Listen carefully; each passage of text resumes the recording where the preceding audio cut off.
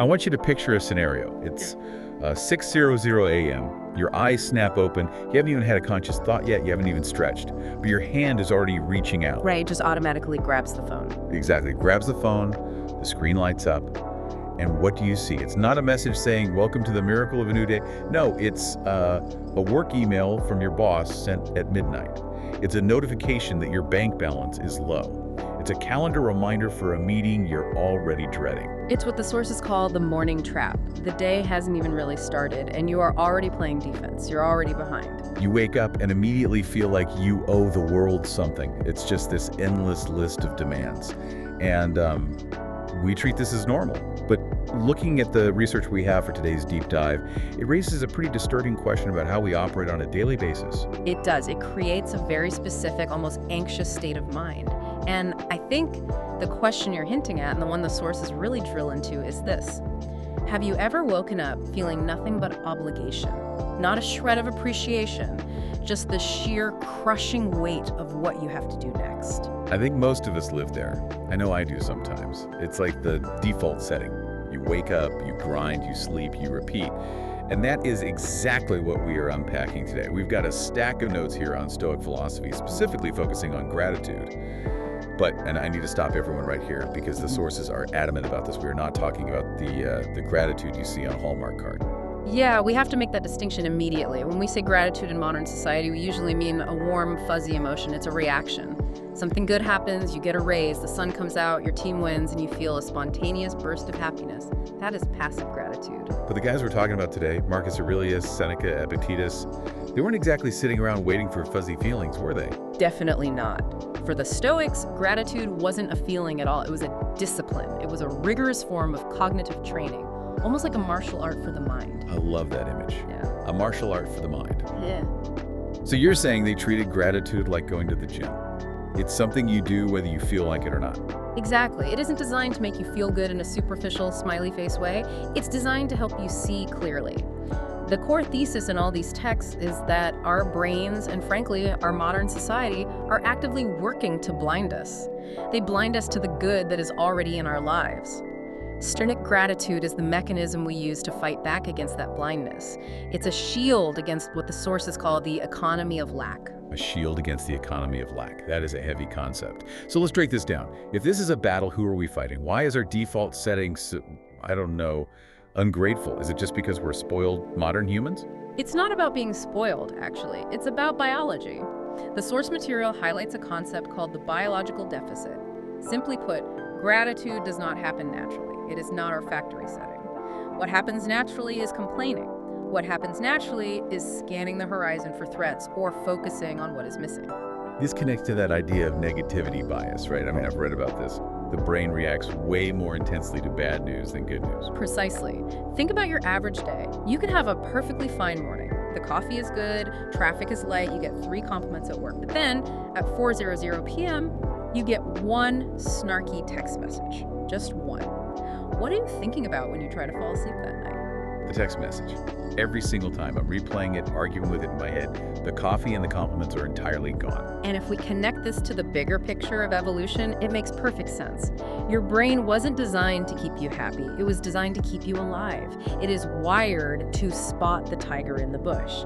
It is not wired to sit around admiring the beautiful sunset or the abundance of berries you already gathered, because if you miss the sunset, you're sad. But if you miss the tiger, you're dead. Exactly, you're dead. So focusing on the negative or the lack is a survival mechanism. It's a feature, not a bug. So we are basically the descendants of the paranoid people. The happy, grateful people probably got eaten. In a way, yes. Yeah. So in the modern world, where there are very few actual tigers, that survival feature becomes a glitch. So we're fighting millions of years of programming. If we aren't careful, we're just running a software program called Find the Problem. That's why the experts say gratitude must be an intentional adjustment. If you aren't actively practicing it, you default to the negative. The source material uses a really powerful image here that I want to dig into the blurred background. Yeah, that stuck out to me in the notes too. The idea is that the most consistent things in our lives, our homes, our health, people who love us, they basically fade into the wallpaper because they're always there. It's habituation. We stop seeing things that don't change. You have a body that moves. Great. Boring. You have a roof over your head. Standard. They become the background noise of your life. And that blur is dangerous because typically human beings only snap out of that blur when something terrible happens. Right. The source gave some pretty grim examples of this. We usually only realize the value of our health when we're in a hospital bed. Exactly. Suddenly, the ability to breathe through your nose or just walk to the bathroom without assistance seems like an absolute miracle. You would give anything for it. But the day before you got sick, it was nothing. It was just normal. Or the example of losing a loved one. We take their presence for granted. Maybe we're even annoyed by them sometimes until they're gone. And then we look back and think, man, I would give anything for that boring Tuesday afternoon when we just sat on the couch. That is the tragedy of the human condition. We wait for loss to teach us the value of what we have. The core goal of Stoic gratitude is to hack that system. It is to see those things before the loss occurs. It's an attempt to cure the blindness without having to pay the price of the tragedy.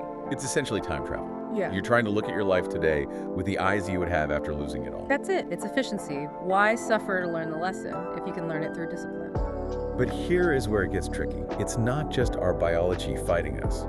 We're swimming upstream against the culture. We have to talk about the environment we live in, because the sources go pretty hard on the modern economy. They do. And this is where the conversation shifts from biology to sociology. We are living in an environment that is aggressively built on insufficiency. Think about it. The entire modern economy relies on you feeling like you don't have enough. That makes sense. I mean, if I felt perfectly content with my life, if I looked around my living room and said, this is perfect, I need nothing else, I would be a terrible consumer. I wouldn't buy the new phone. I wouldn't buy the faster car. Exactly. The system operates on lack. Advertising is designed to tell you that you aren't beautiful enough, so buy this cream. The job market tells you that you aren't rich enough. Social media tells you that you aren't successful or interesting enough. If you felt enough, the engine of consumption would stall. So we are bombarded literally thousands of times a day with messages designed to make us feel incomplete. And then you throw comparison culture on top of that. The notes talk about how comparison blurs gratitude. You could have a perfectly stable job. It puts food on the table, it's secure. But then you open LinkedIn. You see someone's hustle or their massive promotion or their startup exit, and suddenly your stability feels like failure. Or relationships. You have a peaceful, steady relationship, but you scroll through Instagram and see these flashy, curated photos of someone else's romance. The vacation in Bali, the giant bouquet of flowers, and yours starts to look dull. You start to resent the boring goodness you have because it doesn't look like the highlight reel you're seeing on a screen. It reminds me of that quote from Epictetus. He said, "We suffer because we want things that do not belong to us." And Marcus Aurelius added to that with a concept that I think is crucial for our listeners, the moving goalpost. He observed that the things you have right now, the job you're complaining about, the apartment you think is too small, the partner you're annoyed with, these are likely things you once desperately wished for. That is such a reality check. You literally prayed or hoped for these exact things 5 years ago. But do you stop to appreciate them now? No. You've already moved the goalpost. You've reset your baseline. This is what psychologists call hedonic adaptation. You get the thing, you get a spike of happiness, and then you adapt and go right back to neutral. And then you want the next thing. It's a treadmill. It feels like you're running, but you never actually get anywhere. And that's where the ego comes in. The source material explains that without gratitude, the ego slides. It doesn't stay neutral. If the ego isn't anchored in a sense of sufficiency, a sense that this is enough, it slides toward dissatisfaction. It seeks validation through being better than others. It turns to competition and proof of worth. Seneca had a brutal quote about this. He said, "The person who doesn't know enough will never be rich, regardless of assets."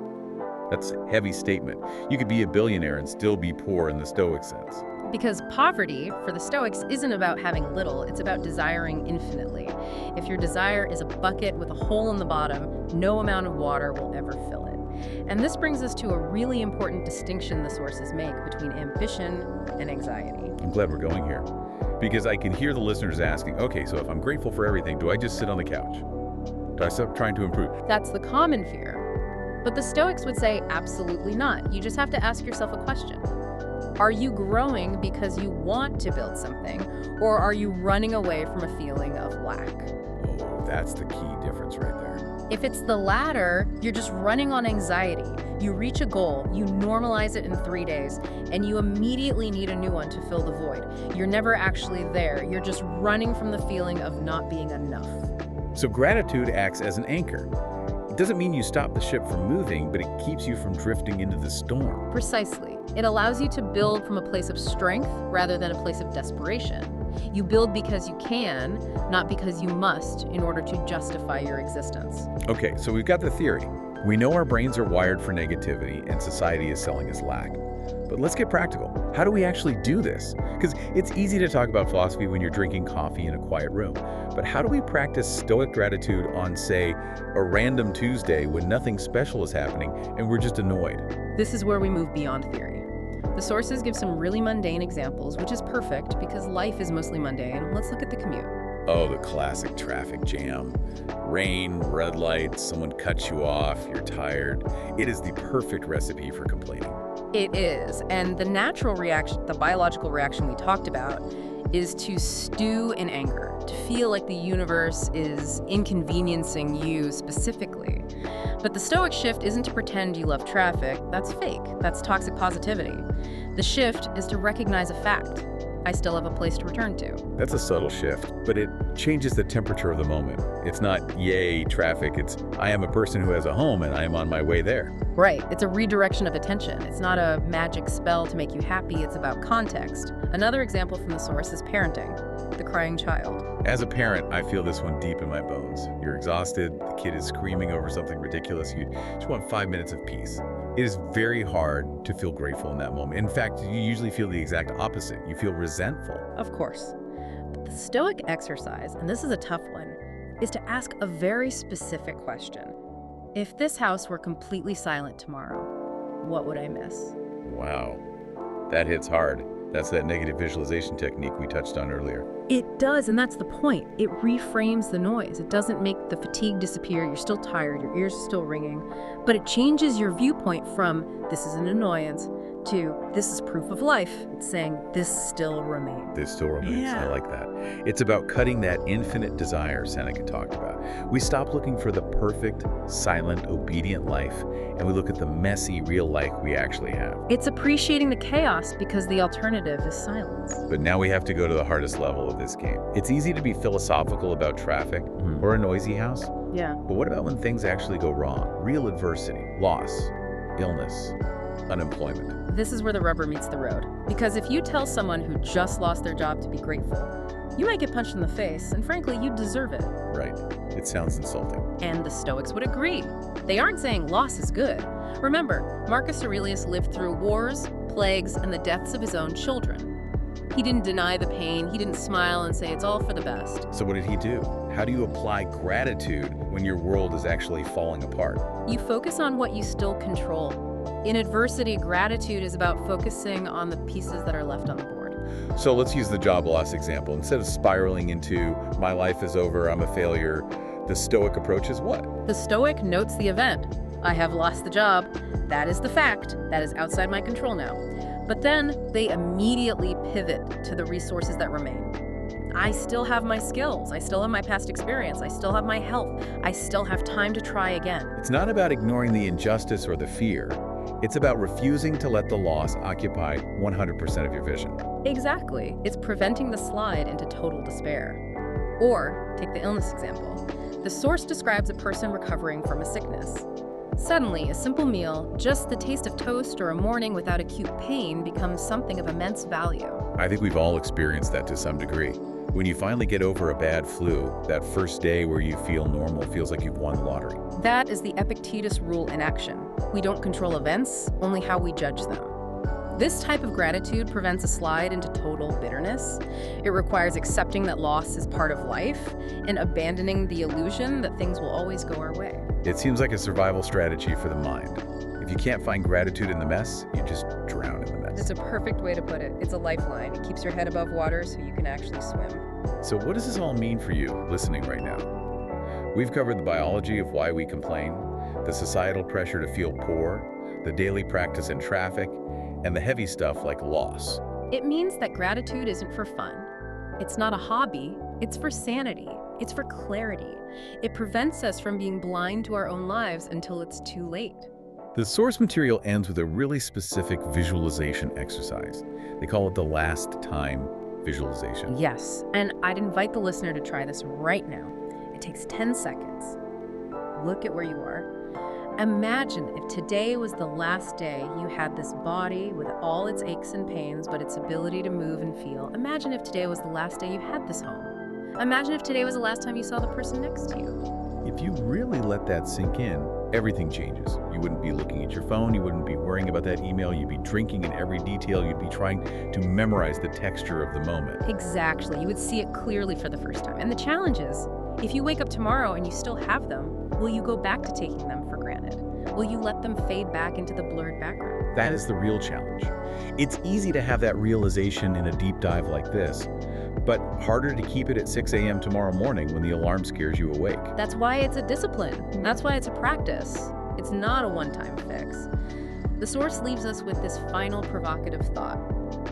Do you dare to practice gratitude even when nothing special is happening, just to keep your vision clear?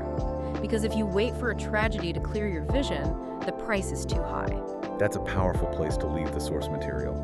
But gets me thinking about one more thing that wasn't explicitly in the notes, but builds right off this idea of the blurred background. Think about the people observing you. What if your lack of gratitude is actually teaching the people around you, maybe your kids or your team at work, how to view the world? Oh, that's fascinating. Gratitude as a contagion. Right. If you are constantly operating from a place of lack, complaining about the traffic, stressing over the emails, you are modeling that blindness for them. You're teaching them to ignore the good stuff and focus on the tiger in the bush. So by practicing this Stoic discipline, you aren't just saving your own sanity, you're effectively changing the environment for everyone in your orbit. The wealth really is in the noticing, and it spreads. Exactly. So tomorrow morning, when that alarm goes off and the phone lights up, maybe take 5 seconds before you check the email. Just 5 seconds to say, I am still here. This still remains. Thanks for joining us on this deep dive. Go find the value in the background of your life today. We'll see you next time.